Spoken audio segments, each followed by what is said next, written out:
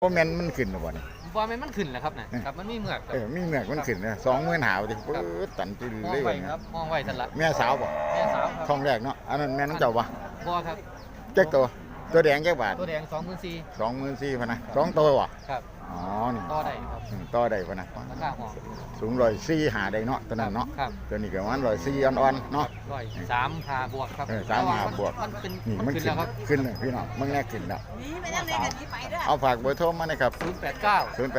713 5795 5795โทรมาเนาะพี่น้องเนาะ ครับ โทรมาเด้อง่วงมาใส่ครับ สารคามครับ สารคามเนาะโอ้สารคามคนงามตันจีดือเลยตัว หนั นี้ งหนาตัน หนังหนาซาใหญ่พี่น้องมึงเนาะเครื่องดำอันนี้กับแม่สาวกันบ่อันนี้แม่แยกลูกมาตัวนี้โอ้นี่แม่แยกลูกพี่น้องแม่แยกลูกนี่นมตัวใหญ่อยู่พี่น้องโอ้ตัวใหญ่ดีอยู่เอาผู้ใดสนใจก็โทรหาเพิ่นไปพี่น้องมาจากสารคามง่วงงามมันพลอยมันไอ้มาโตมานี่ได้กินกาแฟแล้วบ่มื้อนี้เฮ้ยง่วงป่ะตัวนั้นบ่นี่มานํกันนี่บ่ตัวใหญ่บ่คมใหญ่จักบาท